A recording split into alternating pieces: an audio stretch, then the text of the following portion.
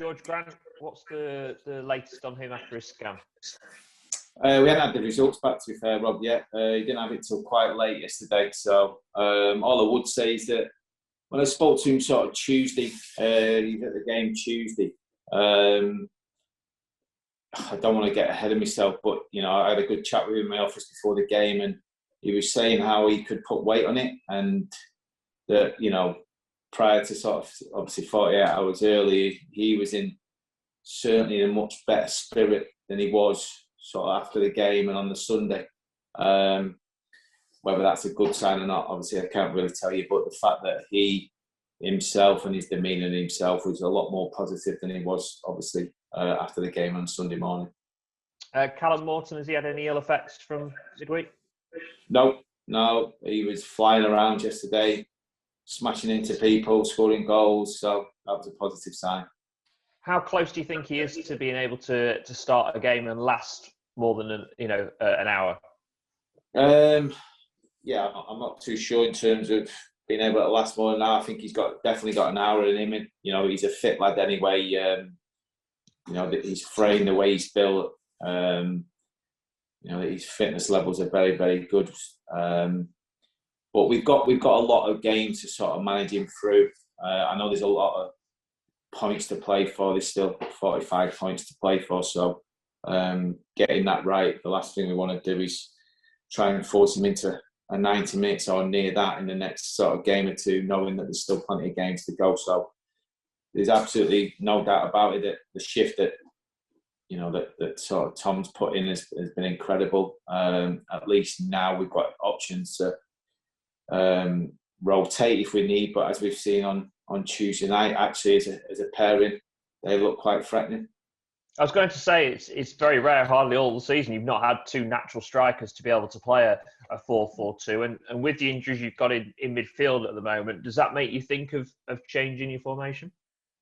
Well, it does. It definitely gives us options, and I think changing formation is no problem at all as long as you do it at the right time against the right teams, and certainly gives us something to think about tomorrow. I know Crewe themselves have gone pretty much 4-4-2 recently and gone a little bit more direct with Porter and Mandarin up top, and very un-Crewe-like to a degree. But it certainly gives us that option, and as long as we do it at the right time, like I say, against the right teams, and it works for us, not against us, that's the most important thing. Is it nice as a manager to have that option now, whereas most of the season you've been tied to what you've played because of the personnel available?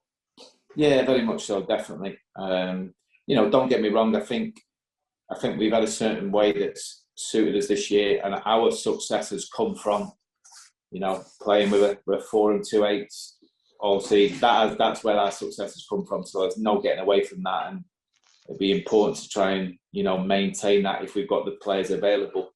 But like you say, sometimes you do need to mix it up, whether it's in the, right from the start or late in games like we've seen the other day. Even when you're heading games, with the half an hour to go, to take the game away from the opposition rather than sort of thinking, can we hold on and what do we need to do to make sure we see out this game? As you say, Crewe have changed shape the last couple of weeks, changed the way they play. Has that surprised you? Yes and no. I mean, all I would say is that when we sort of played them early on in the season, not the cup game, but the league game, David did say after the game, I think if you can remember, last half an hour they did the same, and they really sort of put us to the sword and went very direct and put the ball right on us. And he said that he gave it a big compliment on the night, so he's never had to do that in a game before, which is a compliment to how we set up and how we played. And it'll be interesting to see, what they do in terms of whether they try and match us up or whether they stick to what they have done over the last couple of games. How important is it to get back to winning ways at home as well after those couple of sticky Tuesday nights? Yeah, always. Yeah, definitely. It's one of them where, we've played well. When you watch it back and you take your emotion from being raw straight after the game and you watch it back, there's been spells in the game where we've played really, really well. We just haven't done it for, 70 to 90 minutes. That if you're going to win a game, obviously, clearly, you want to play well for 90 minutes if you can. Realistically, it's impossible. But you need to be playing well for around 70, 75 minutes throughout a game. And certainly we haven't done that over the last couple of games, but we have had spells where we've been excellent and created lots of opportunities. So it's about trying to put a sustained period of time together where we're at it and we're playing well and we're creating chances. And I say that, but the reality is at the end of the day, if you don't take the chances, you put yourself at risk of losing anyway. Has that been the message to your players as well, that you're not doing as bad as you think? Because I think it's the first time this season you've gone 3 games in the league without winning, and people will look at that and go, well, it must be a blip. But actually, you're seeing from when you're watching it back that it's not as bad as the results maybe suggest.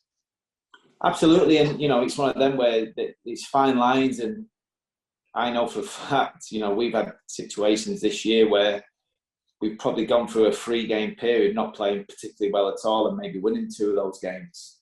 And it is fine lines and it's perceptions and what you can dress it up or dress it down as much as you possibly want. So I'd like to think, and you guys probably give the answer to this, if we've not played well, I'm first to say, listen, we were rubbish today and we've not played well, we don't deserve anything. But I know why we've probably sort of lost the 2 games or not picked up the points that we want, because of everything I've just said to you. We've not put performance in that's long enough to sustain a chance of us winning. So yeah, it's not as bad as probably people on the outside want to think, or certainly people outside of Lincoln City might want to think. And we've just got to make sure we stay level-headed and really go into the game tomorrow with the right attitude and attack the game right from the start.